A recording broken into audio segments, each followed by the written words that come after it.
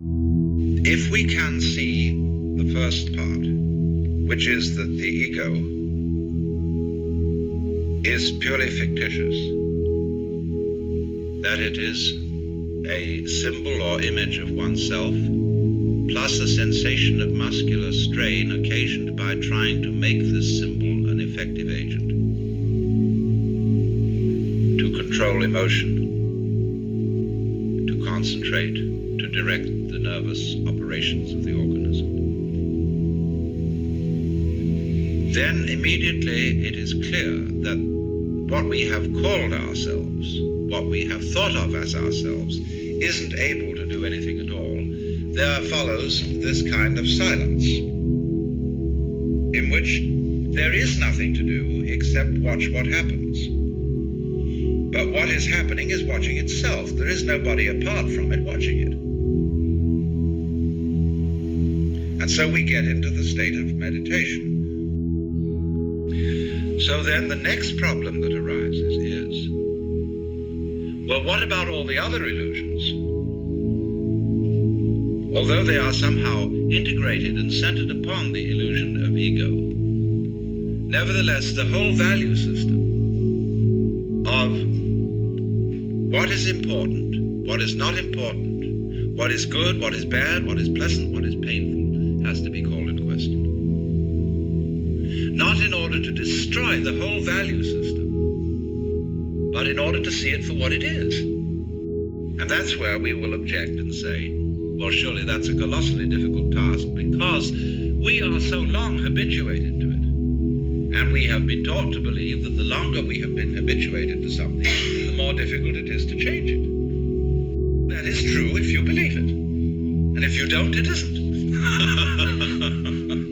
That when anything is to be done, it should be done immediately, without thinking it over in advance. Act at once. And you find that characteristic of people trained in Zen. They always act immediately. Then we get to this. What we are aware of is a complex of vibrations. The ego is a mere construct.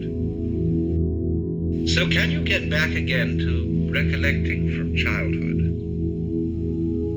your pleasure in events that from your present point of view you would call entirely meaningless? Because every vibration that's possible implies all the others. And so likewise with a candle flame, with a reflection, with grain in wood, anything can, from this child point of view, be completely fascinating.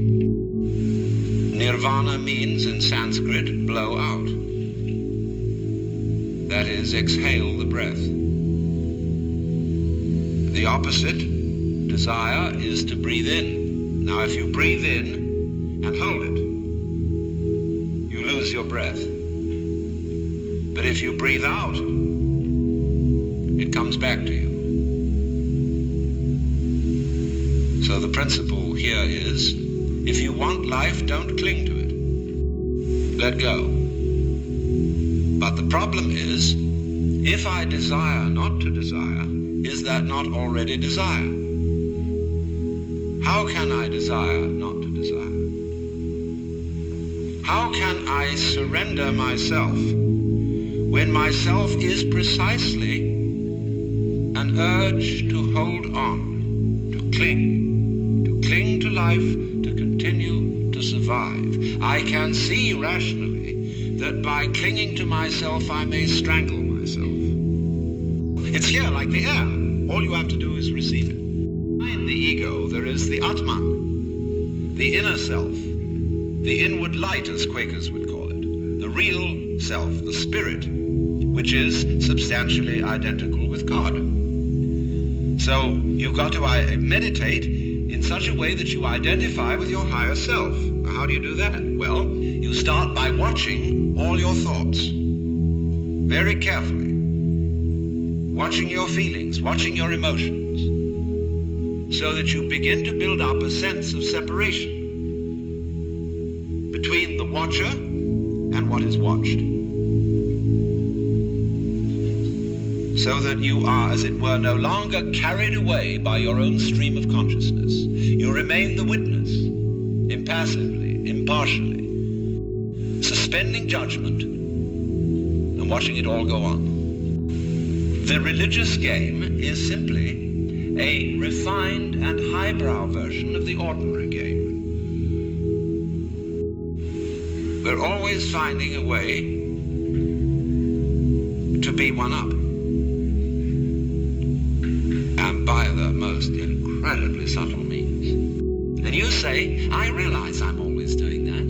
And tell me, how do I not do that? I say, why do you want to know?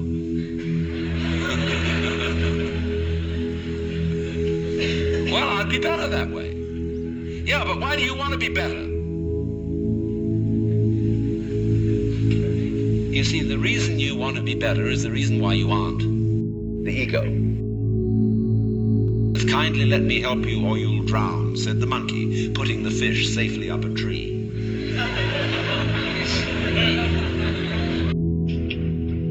Western religions are more concerned with behavior, doctrine, and belief than with any transformation of the way in which we are aware of ourselves and of the world. An institutional psychiatry constitutes itself the guardian of sanity and of socially approved experience of reality. And very often it seems to me that reality appears rather much the way the world is seen on a bleak Monday morning. In this official doctrine, I might even say dogma, of what reality is. That our science, such as it is of psychology, is founded in the scientific naturalism of the 19th century. I'd say that psychoanalysis is based on Newtonian mechanics and in fact could be called psychohydraulics.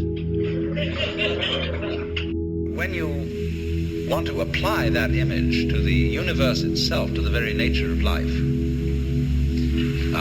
it has limitations. For one thing, the idea of a difference between matter and spirit. This idea doesn't work anymore.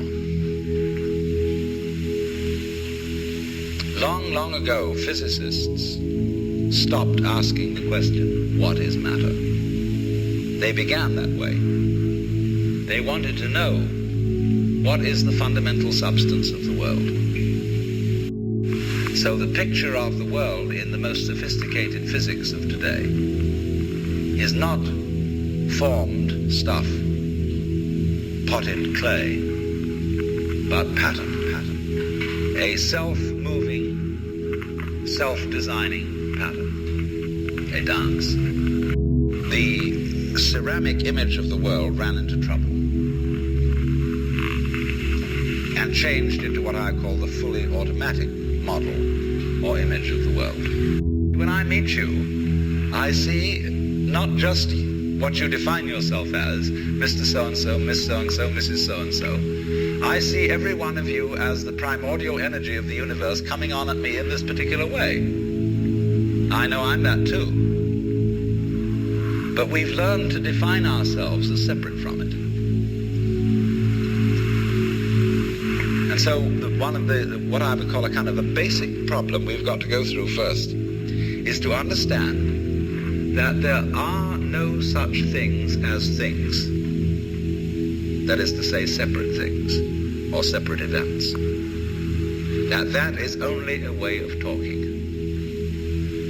And if you can understand this, you're going to have no further problems